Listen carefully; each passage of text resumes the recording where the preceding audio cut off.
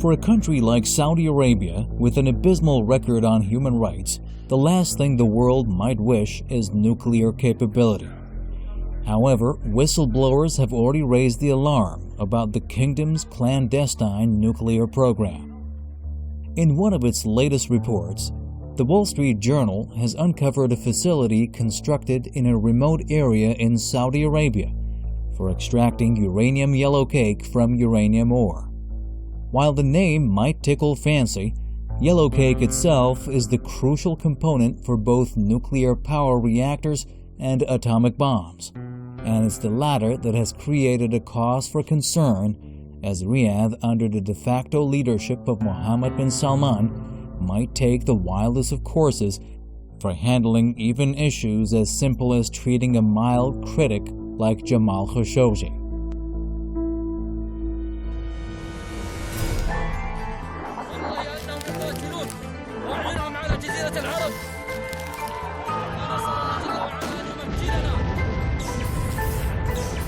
الحادث اللي حدث مؤلم جدا لجميع السعوديين.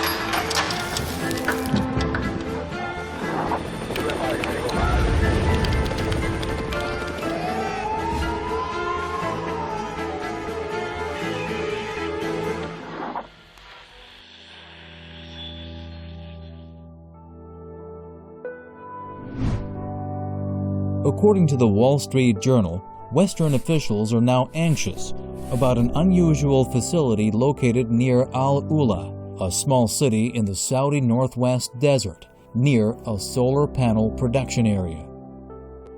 Experts interviewed by the Journal believe the facility to be one of the undeclared nuclear sites in the kingdom, with the capacity to produce uranium yellowcake.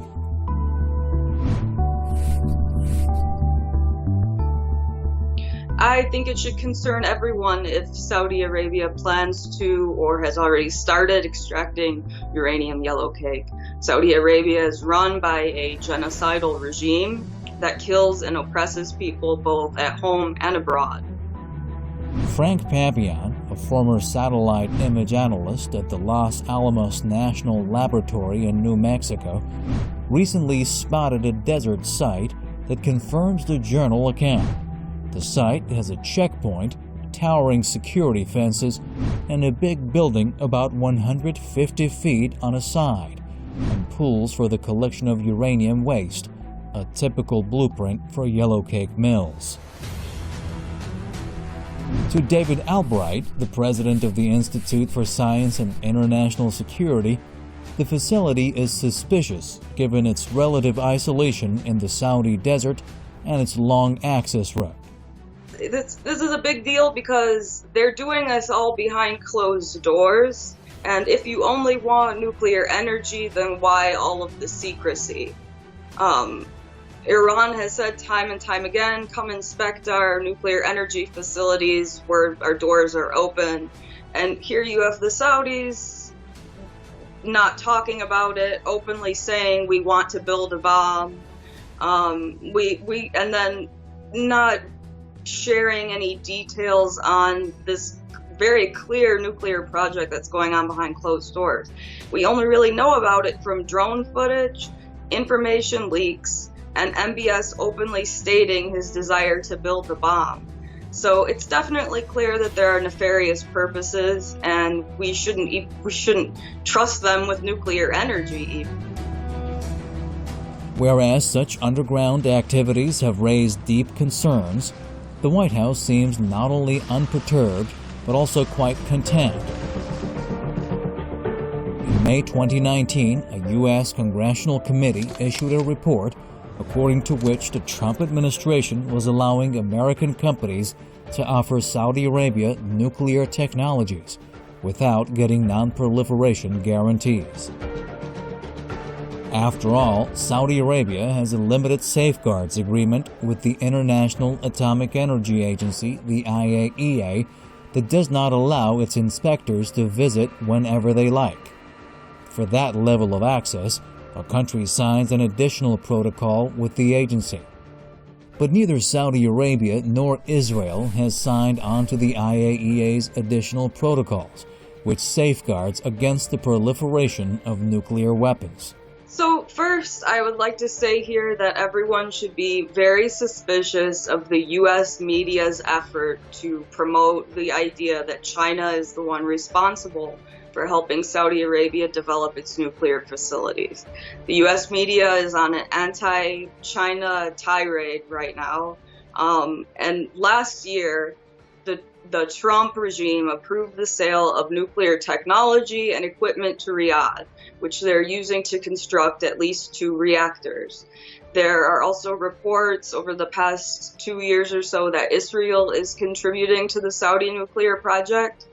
And we should all question this and bring it to light, because it would make perfect sense for the United States and Israel to help Saudi Arabia develop nuclear weapons and then kind of blame it on China, who could very well be considering helping them develop nuclear energy.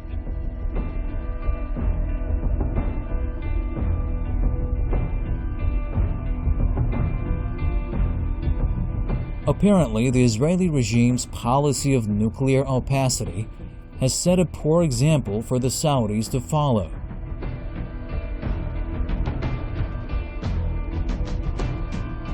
The regime is believed to possess 90 warheads, according to the Stockholm International Peace Research Institute. Satellite photos taken in March and May of this year show that the Saudis have put a roof over the reactor, all in the absence of IAEA monitoring. According to Robert Kelly, a former inspector for the Atomic Agency, the IAEA is unhappy with Saudi Arabia because they refuse to communicate about their existing program and where it is going.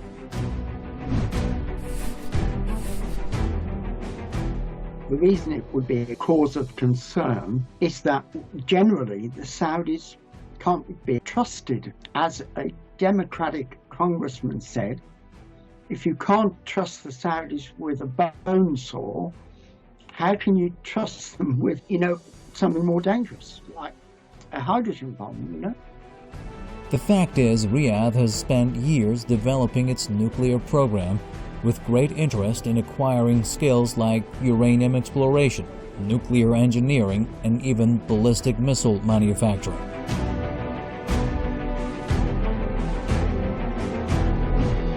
In the words of Thomas M. Countryman, the Saudis see a value in having a latent capability to produce their own fuel and perhaps their own weapons. You remember the Saudis have already attacked the United States over the Twin Towers. The Saudis brought down the Twin Towers, or at least the official report says so. And most of the people on aircraft that attacked the Twin Towers were Saudi. Now, that could not have been done without the full knowledge of the Saudi government. If they can behave like that to an ally, kill 3,000 people in New York City, what can they do to their perceived enemies?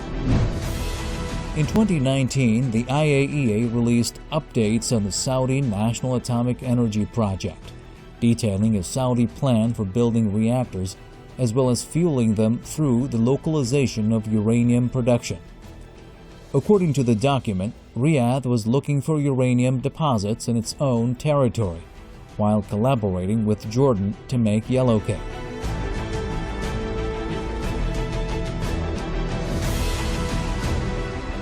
Last but not least, back in the 1990s, the Saudis financed Pakistan's project to produce atomic bombs. It does not take a leap of imagination to see where another grave danger is lurking. In fact, as the red flags are being hoisted over the Yellowcake drama, the Saudis may already have possessed the A-bomb without making it themselves.